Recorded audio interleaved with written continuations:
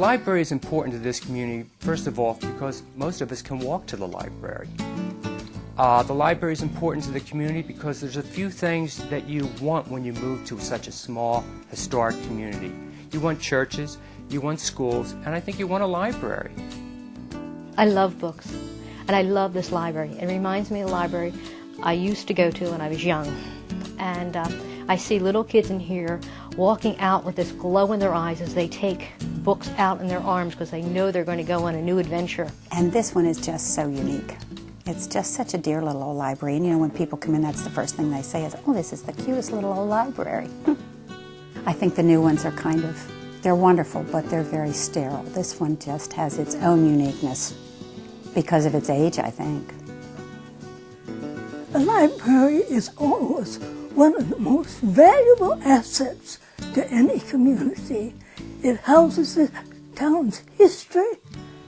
It offers endless amounts of delightful reading. I think it's terribly important.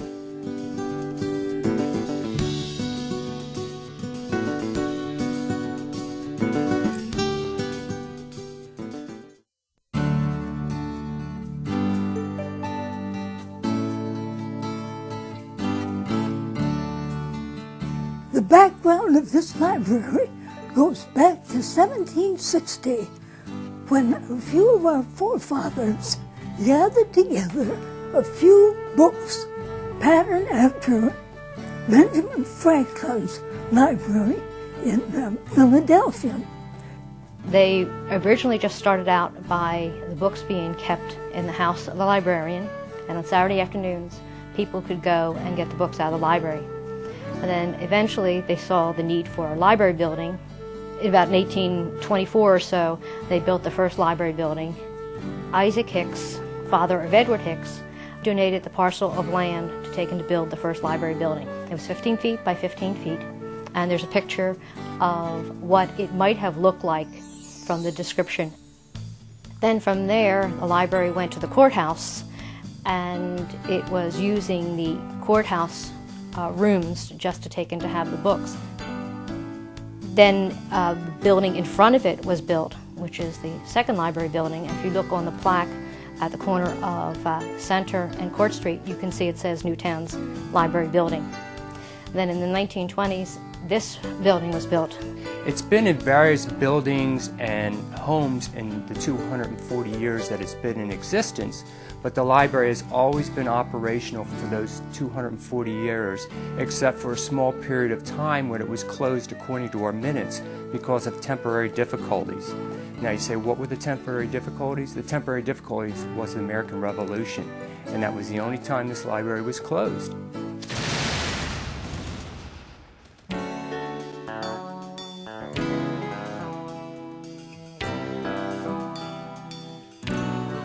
This library is so unique in so many ways. Our book collection some of our book collection goes back to when the library was established in 1760.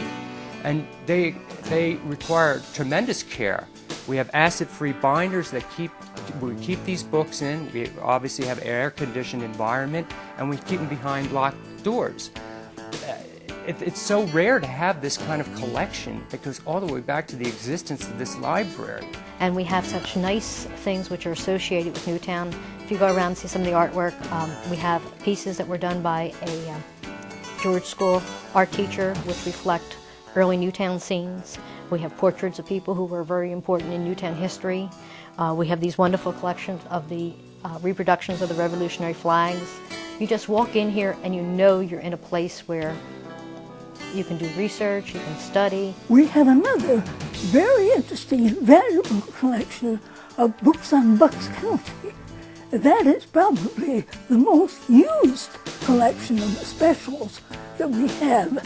Another one is an unusual collection of very old books for children. They date back into the 1800s when there were very few books even written for children. We have Edward Hicks, the great primitive painter from Newtown, Pennsylvania, who painted the library sign in 1825 for $1 that hung outside one of the library buildings that we used at that time back in 1825. Now the library sign Hicks painted is inside, obviously. But how unique is that? Edward Hicks is such a great primitive painter that we have something that he created. We have the William Penn chairs that became part of the library's possession in 1813. Go back to William Penn's day. My gosh, that's so unique, it's so valuable. Well, that has an interesting history. That chair is known to us as the William Penn chair. The chairs were built in the 1680s. 3 chairs were owned by William Penn. William Penn gave them to the courthouse when it was located in Newtown, and they stayed in the courthouse jury room. Newtown at that time was the county seat of Bucks County, but people felt it was too far south and they wanted a more central location, so they moved the court to Doylestown. When they moved out to Doylestown, these chairs were just left behind.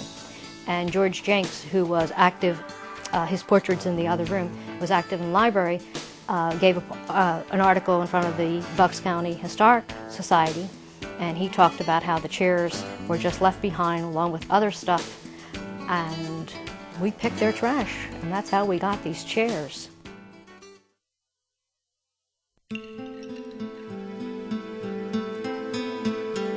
Well, of course, you cannot run a library without money. And that is our present plan, because our financial situation is very shaky. Our library's philosophy goes back to the Quaker philosophy, thou shalt not spend principal, and we are committed to that. We've had roughly $45,000 sitting in principal for the last 24 years that I've been involved in this library, and we've never touched the principal. We've just spent the interest, but we can't live off that small sum of money. Our subscribers, fortunately, with their monies, we are able to take care of our monthly bills, but it really doesn't leave us funds to take care of any other things that become necessary with anything, be it a house or a library or any public building. A lot of these paintings need to be preserved. A lot of them need a cleaning. We need to take and to go through and find more places to have books. We need the people to come in and give up their time. 2 hours on the desk makes the library open so people can take their books out. Volunteers to take and work on the book selection committee. We'll need volunteers for the maintenance of the building. We need people involved in the story hour. We need volunteers to continue the tradition of the Newtown Library Company being an all-volunteer grouping. We need to take care of the library with long-term thoughts. We've been sort of bandaging it up for a number of years, and we need to be able to not have to be concerned about whether these things are going to be able to be taken care of. And of course we need a librarian. Both Frances Cronin and Dorothy Fitzgerald, who have volunteered for many, many years, have given of their time. And Dorothy would like to retire. Bless her heart, at 95. I think we should let her retire. So we really do need a full-time librarian. About 6 months ago, we sat at a board meeting and we decided that maybe we better pursue the sale of 2 or possibly all 3 of the William Penn chairs. Our obligation as a board is the continuation of this building, continuation of this institution for the next 240 years, so the community can walk through this building, can walk out of their houses and come into this library and just enjoy what we have to offer. We have hopes, and we remember that it has to be very dark before you can see the stars. So that's why we're trying to keep this institution going.